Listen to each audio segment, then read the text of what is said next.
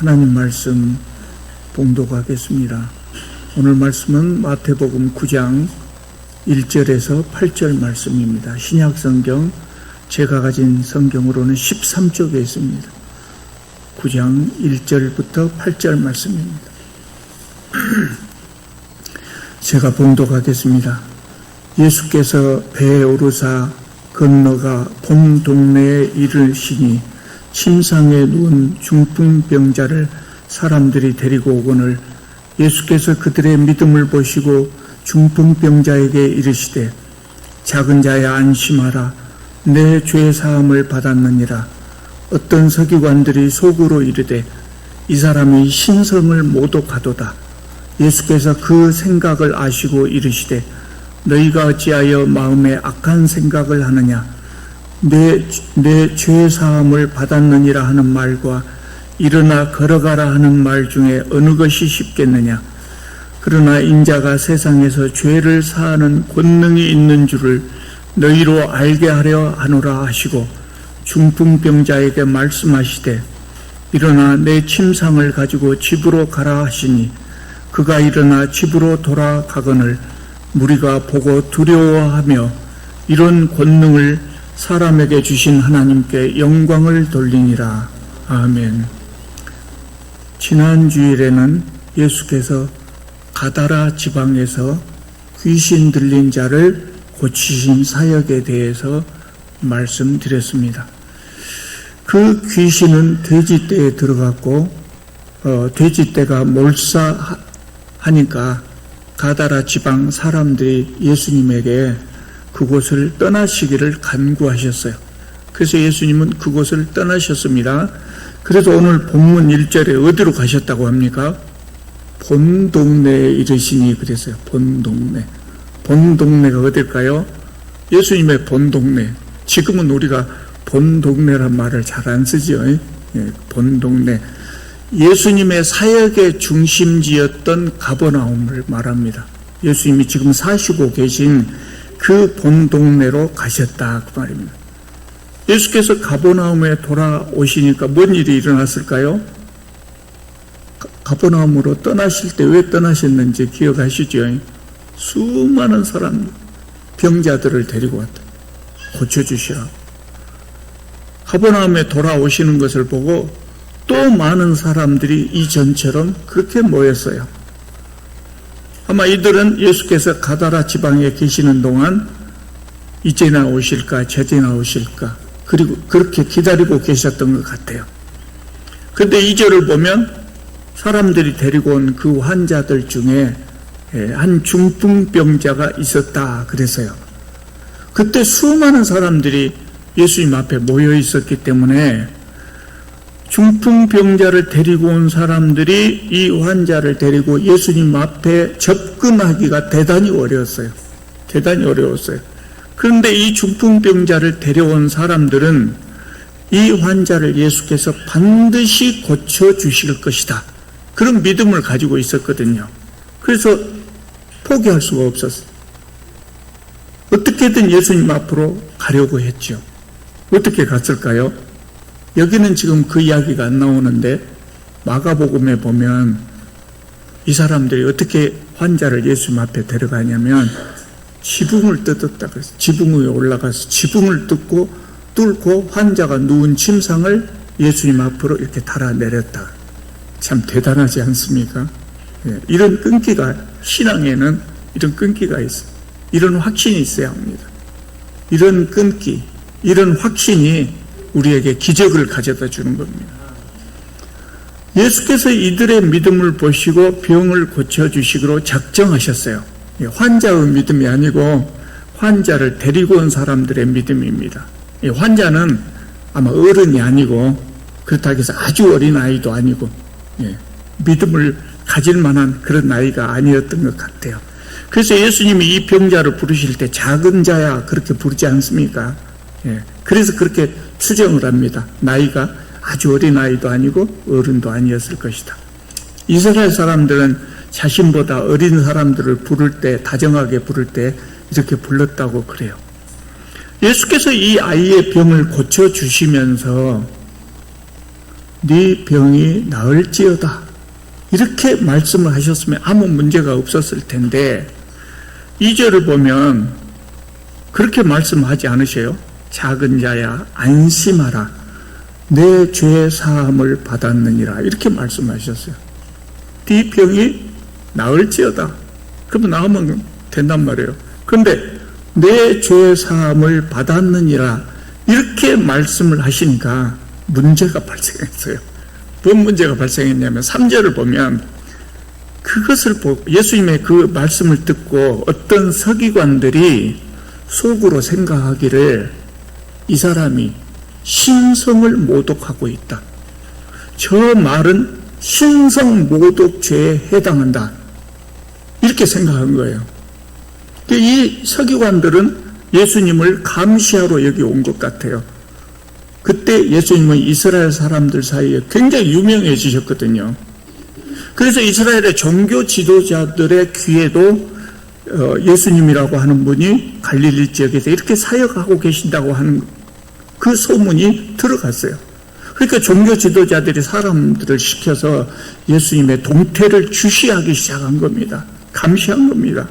그래서 예수님이 가시는 곳마다 그 사람들이 따라다니면서 예수님의 언행을 감시했어요. 그래서 예수께서 중풍병자에게 내 죄 사함을 받았느니라 이렇게 말씀을 하시니까 저거는 신성 모독죄에 해당한다. 드디어 건수를 하나 잡았다. 이렇게 이제 생각한 겁니다. 여러분, 신성 모독이라고 하는 것은 어떤 죄냐면요, 크게 두 가지로 말할 수 있어요. 하나님의 성함을 직접적으로 모독하는 것, 그 신성 모독이고요. 또 하나는 뭐냐면 하나님만 하실 수 있는 일, 하나님만 해야 할 일, 그 일을 했을 때, 하나님의 권한을 침해했을 때 그것을 신성 모독이라고 하거든요. 죄 사함은 누가 할 수 있습니까? 하나님만이 할 수 있어요. 근데 예수님께서 그 말씀하시니까 저거는 신성 모독죄다. 이렇게 지금 이 사람들이 생각한 겁니다. 예수님 시대에 신성 모독죄를 범하면 죽습니다. 죽습니다. 신성 모독이라고 하는 혐의만 가져도, 혐의만 받아도 그것에 대해서 변명할 기회도 갖지 못하고 죽을 수도 있었어요. 이 중세시대의 마녀 사냥처럼 그럴 수 있었단 말이죠. 4절을 보면 예수님이 그들의 생각을 아셨다고 했어요. 그들의 생각을 아셨어요. 그래서 말씀하십니다. 너희가 어찌하여 마음에 악한 생각을 하느냐. 네 죄 사함을 받았느니라 하는 말과 일어나 걸어가라 하는 말 중에 어느 것이 쉽겠느냐. 그럼 예수님이 지금 무슨 말을 하셨다는 거예요? 쉬운 말을 하셨다는 거예요? 어려운 말을 하셨다는 거예요? 다시 한번 말씀 드려볼게요. 이 말씀이 좀 어렵게 느껴져요. 예. 그래서 이 말씀을 어렵게 느끼고 이거 해결을 하고 한참 이 말씀 쳐다보다 보면 이 말씀을 통해서 우리에게 주시고자 하는 그것을 우리가 깨닫지 못해 볼 수가 있단 말이에요. 그래서 지금 다시 한번 말씀드려볼게요. 예수님 뭐라고 했어요? 네 죄 사함을 받았느니라 그랬어요. 그러니까 그 사람들이 예수님에 대해서 시비를 걸라고 했단 말이에요. 그러니까 예수님 뭐라고 하냐면 네 죄 사함을 받았느니라 하는 말과 일어나 걸어라 하는 말 중에 무엇이 더 쉽겠느냐? 무엇이 더 쉬울까요? 아니, 이런 이야기입니다. 우리 손주가 이제 초등학교 2학년 됐는데 줄넘기를 아주 좋아해요. 예, 줄넘기 예를 들어볼게요. 예를 들어서 이런 겁니다. 야, 너 줄넘기 10개 할 수 있어? 당연하지. 해볼까? 20개를 했어요. 20개를 했어. 그러니까 이제 처음에 말했던 아이가 그런 겁니다. 내가 10개를 하겠지 20개를 하겠냐? 그러면 뭐라고 해요? 10개가 쉽겠냐 20개가 쉽겠냐? 네가 10개를 해서 나는 10개 넘어서 20개나 했지 않냐? 그런 의미로 우리는 주로 이제 이런 이야기를 하잖아요. 내 죄 사함을 받았느니라 하는 말이 쉽겠느냐? 일어나 걸으라 하는 말이 쉽겠느냐? 여러분 생각하실 때 두 가지 중에 어떤 것이 더 쉬울까요? 네 죄사함을 받았느니라. 일어나 걸어라. 어떻게 더 쉬울까요? 이게 각자 생각이 다를 수가 있는데 우리는 이제 얼른 생각할 때 이래요. 우리 생각으로 내 죄사함을 받았느니라 하는 말이 더 쉬울 것 같아요. 그래서 이게 이해가 잘 안 된다고요. 왜 그럴까요? 네 죄사함을 받았느니라 하는 것은 그 자리에서 검증이 안 돼요. 일어나 걸어라 그랬는데 못 걸어보면 어떻게 돼요? 그 자리에서 검증이 된단 말이에요. 그게 네 죄사함을 받았느니라 하는 말이 쉬울 것 같아요. 그런데 예수님은 그 쉬울 것 같은 말씀을 하셨어요. 더 어려운 말인 것처럼 말씀을 하셨어요. 그래서 우리가 이 말씀을 이해하기가 조금 어렵다 그 말입니다. 예수께서 왜 이렇게 말씀하셨을까요? 이것에 대해서 몇 가지 견해가 있는데 한 가지만 말씀드릴게요. 오늘은 그 한 가지만 집중을 해보십시다. 예수님은 내 죄사함을 받았느니라는 말이 일어나 걸으라 하는 말보다 어려운 말이라고 생각을 하셨어요. 왜냐하면 죄를 사하는 것은 하나님과 같은 권능을 가지고 있어요. 아무나 그 말, 책임 없이 무책임하게 우리가 말을 하면 죄사함을 받았느니라는 말이 쉽죠. 그런데 그 말에 대해서 책임을 갖고 말을 하면 이것은 사람이 할 수 없는 대단히 어려운 말이라고요. 그러면 그렇게 어려운 말을 예수님이 왜 하셨을까요? 예수님은 그런 권능을 가지고 계시기 때문이에요. 그런 권능을 가지고 계시기 때문에 어려운 말을 할 수 있죠. 그래서 6절을 보면 뭐라고 말씀하시면 인자는 예수님을 말하는 겁니다. 내가 세상에서 죄를 사하는 권능이 있는 줄을 너희에게 알게 하려 하노라. 보여줄게. 내가 사죄 선언을 했는데 이제는 그 사죄 선언을 할 수 있는 권세와 능력이 내게 있다고 하는 것을 내가 증거를 보여주겠다 그 말이에요. 그러면서 중풍병자를 향하여 하신 말씀이 일어나서 네 침상을 가지고 집으로 가라. 그때 이 중풍병자가 벌떡 일어나서 자기 침상을 들고 갔습니다. 병이 나은 겁니다. 예수님은 중풍병자의 병을 고치심으로 예수님에게 신적 능력이 있다고 하는 것을 보여주셨어요. 그러면 신적 능력이 있다면 죄를 사하는 권능도 있다는 것이죠. 그렇게 증명을 하셨어요. 중풍병자는 일어나서 자기 침상을 들고 집으로 갔지요. 그래서 그 모습을 보고 8절을 보면 거기에 있던 사람들이 두려워하며 이런 권능을 사람에게 주신 하나님께 영광을 돌렸다. 그렇게 성경을 전하고 있어요. 이 능력은 하나님이 주신 것이다. 그러므로 예수님은 죄사함의 권세가 있다. 이것을 그 무리들이 믿게 되었다는 이야기예요. 그래서 하나님께 영광을 돌렸다는 거예요. 서기관들은 그것을 보고 예수님에게 신적 권능이 있다고 하는 것을 믿었을까요? 안 믿었을까요? 불행하게도 안 믿었어요. 부인할 수 없는 증거를 보면서도 그것을 받아들이지 못했어요. 참으로 복이 없는 사람들. 눈으로 보고도 그걸 받아들이지 못해요. 참 복이 없는 사람들. 서기관들이 어떤 사람들입니까? 구약 성경에 능통한 사람들입니다. 그리고 오랫동안 메시아를 기다려온 사람들입니다. 성경을 읽어보고 메시아는 어떤 분이고 어떻게 오신다고 하는 걸 누구보다 잘 알고 있는 사람들입니다.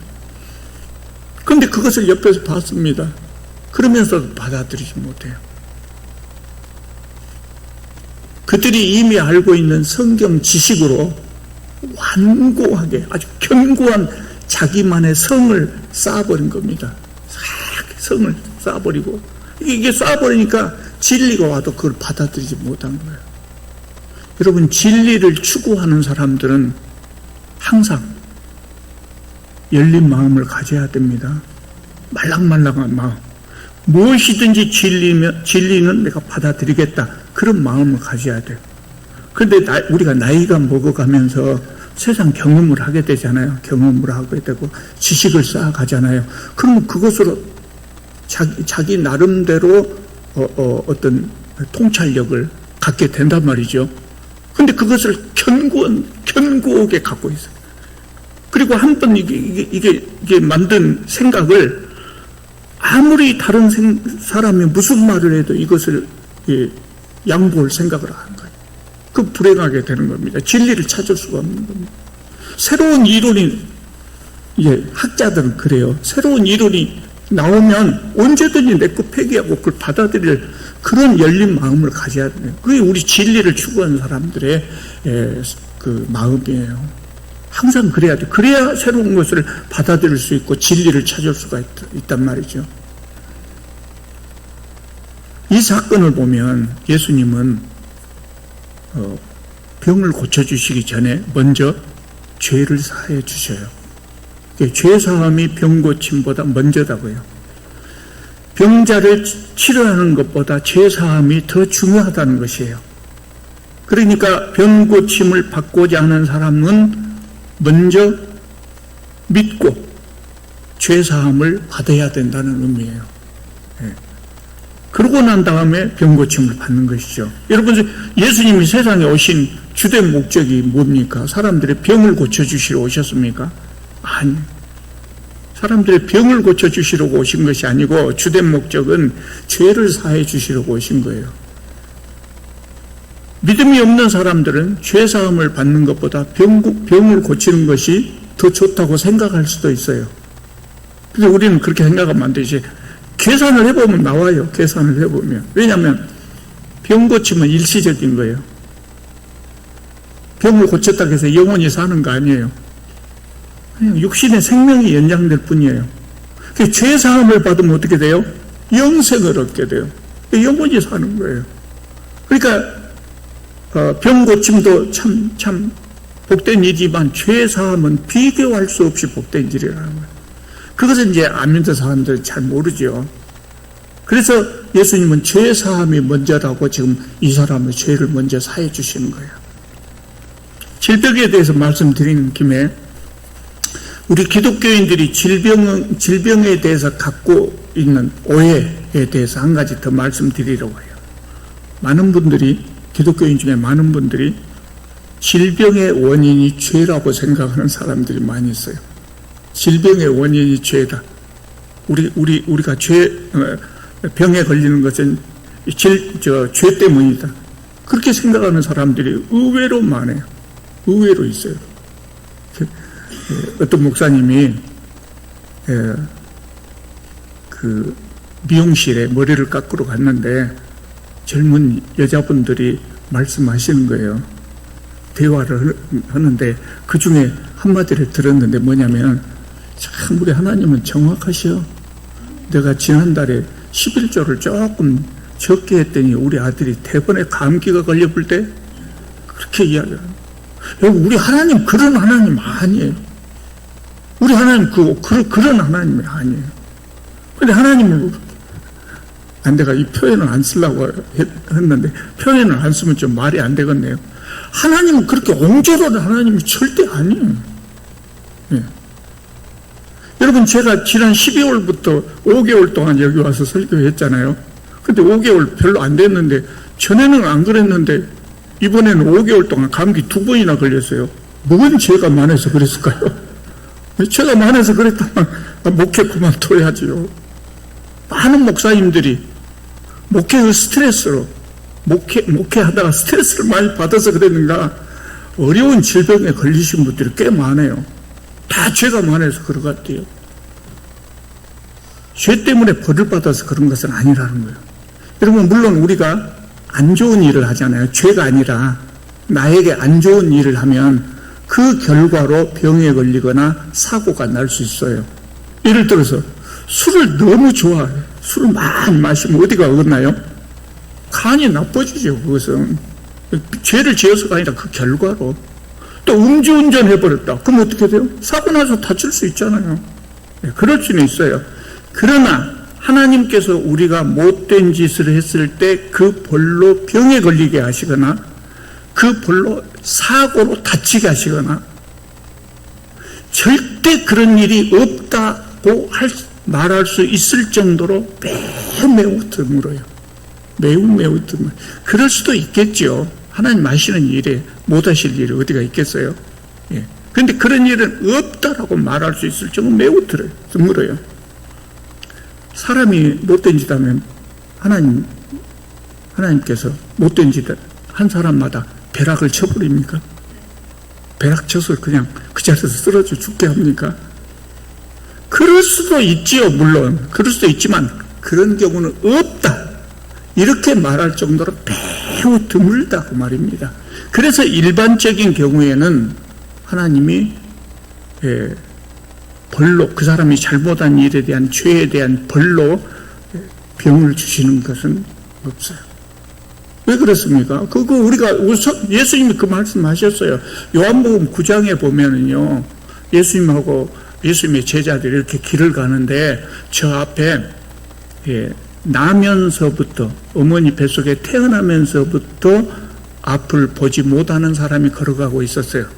그렇게 제자들이 그 사람을 보고 토론이 붙었어요. 저 사람은 누구 죄로 저렇게 눈이 멀어버렸을까? 그러니까 한쪽에서 그랬겠죠. 죄가 많아서 그랬겠지.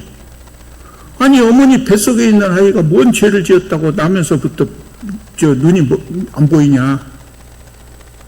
우리 뱃속에 있는 아이가 뭔 죄를 지을 수가 있냐? 아마 지금 엄마가 죄를 지었는가 보다. 그러니까 반대편에서 또 뭐라고 했어요? 엄마가 죄를 지었으면 엄마가 눈이 멀어져야지 뭔 얘기가 눈이 먼다냐? 그렇게 토론을 하고 있었다고. 예수님이 뭐라고 말씀하셔요? 그것도 아니고 저것도 아니죠. 죄 때문에가 아니라 하나님이 하시는 일을 나타내시려고 한 거다. 그렇게 말씀하셔요. 죄하고 질병하고 직접적인 인과관계가 없다는 거예요. 또 이것을 어떻게 이야기할 수 있어요? 하나님은 우주 만물을 만드신 다음에 세상을 섭리해 나가시는데 그 섭리하는 하나님께서 세상을 다스려 나가시는 방법이 첫 번째 방법이 뭡니까? 제가 그전에 말씀드렸어요. 하나님이 직접 하지 않으시고 누구를 통해서? 우리를 통해서 다스리게, 사람을 통해서 세상 만물을 섭리하게 하신다고요. 그거를 일반 섭리라고 해요. 그게 대부분의 경우는 사람들에게 맡겨놓죠. 그리고 정말 불가피한 경우, 특별한 경우에는 하나님이 직접 개입을 하셔요. 그거를 특별 섭리라고 하셔요. 그러니까 정말 못된 겁니다. 그래서 세상 사람들이 어떻게 할 수가 없다. 그럼 하나님께서 그냥 데려가셔보려나 몰라요. 네? 우리 눈으로 볼 때는 기적이 일어난 거죠. 데려가셔볼 수도 있고, 하나님 직접 징계하실 수 있지만, 대부분의 경우에는 사람에게 맡기신다고. 그 일반 섭리다. 그 말이에요. 그러니까 그런 일은 없다라고 생각하면 되는 것이죠. 우리가 무리하면 몸살이 날 수 있고, 면역력이 약하면 병에 걸릴 수 있고, 부주의하다가 몸을 다칠 수가 있어요. 그렇지만 죄와 병은 관계가 없습니다.